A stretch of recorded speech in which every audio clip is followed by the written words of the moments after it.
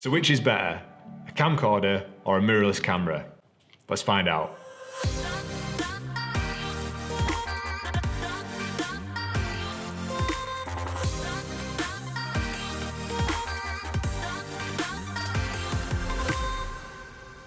What's going on? Welcome back to the channel, and in this week's video we're going to compare a camcorder to a mirrorless camera. Obviously the first thing you need to consider is the price difference between both of these cameras. This camera was going to run you about 600 quid, whereas this camera and this setup is somewhere around £3,000, so please bear that in mind when we're showing you the comparisons between both the images. For starters, let's look at the specs of both cameras. Both cameras will shoot in 4K 25 frames per second, and in 1080 the camcorder can do up to 50 frames, whereas the A7 mirrorless can do up to 100 frames. Both cameras have got some form of image stabilization. The A7 has got a 5-axis image stabilization system, whereas the camcorder has got a feature called optical steady shot. We won't go into too much detail about that, but basically both cameras can produce a very steady image when held handheld. So let's have a look at the main features of a camcorder. The main reason we purchased a camcorder was for the podcast studio, for its continuous recording capability.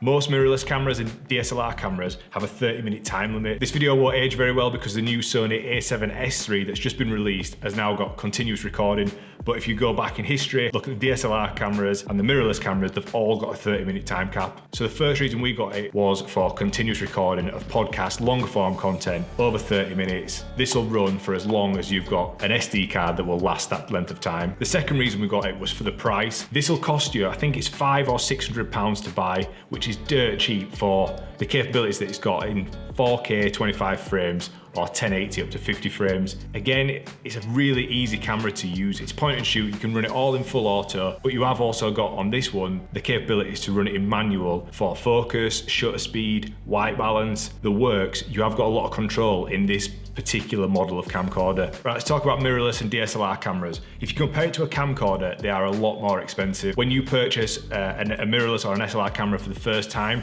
you're probably just going to get a body and a kit lens. The manual features on a mirrorless camera are pretty much endless. There's a lot more versatility, but that means they're a lot harder to use and get used to. If we look at using a mirrorless camera for YouTube, for example, if we were going to have a setup like this, and this was all I was going to be doing, creating this talking head style of video, a camcorder would do the trick because it's a fixed focal length. I've not got a particularly low f-stop, so I can have the background in focus. So a camcorder would do that. But let's say I wanted to get the nice blurry bokeh background. You could only get that through a mirrorless camera, and that is because we've got versatility with changing the lenses.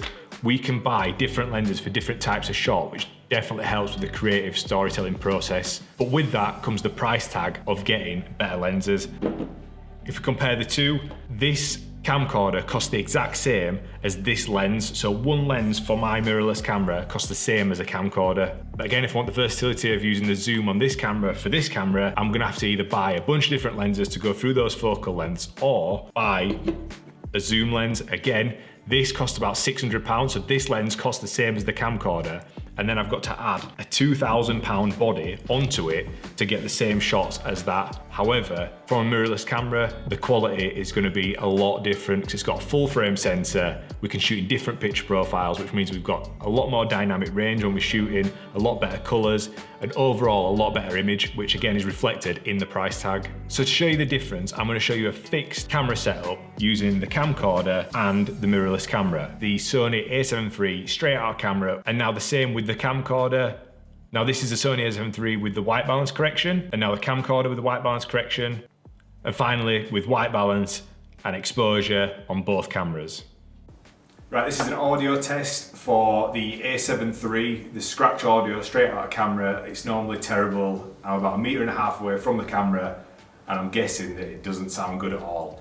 And this is the scratch audio out of the camcorder, but again, I'm 1.5 meters away. It's pretty echoey where we're sat at the minute, but let me know where it sounds. And now we're going to compare the audio between the A7 and now the camcorder. Which one sounds better? Does the A7 sound better, or does the camcorder sound better? We're bouncing between them both. Which one's better?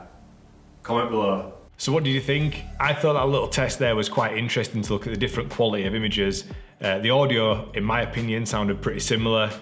They were both quite a long way away. It didn't sound good on either of them. So for whatever you're doing, I'd recommend getting an external microphone just to get a bit of better audio quality, because that is really important when shooting any sort of video. First, think about the budget. Can you afford to be spending £3,000–4,000 on a camera, or will a £500 4K camcorder do the trick? It is just the tools of the trade when you're in the creative industry. You need to think about what you are pursuing when it comes to the creative storytelling process. If you need to be more versatile with the lenses, then you're going to have to opt for the mirrorless or cinema camera range, because you need to be able to change the lenses to get the different types of shot. However, if you're just doing a static shot like we're using now, a camcorder is more than sufficient, and the versatility of being able to zoom in and zoom out is incredible. One downside that I would say about a camcorder, if you are considering vlogging, the actual lens itself isn't wide enough to be a vlogging camera. So for that reason, you're probably going to need to get a mirrorless or a DSLR camera with a wide lens. My best advice to you is do some research on the different types of cameras, and it's definitely based on what you need it for specifically. Whether it be a short film, a documentary, a YouTube channel, a vlog channel, whatever it is, do your research, look at the different models, look what suits you and your workflow, and come to the best decision for you.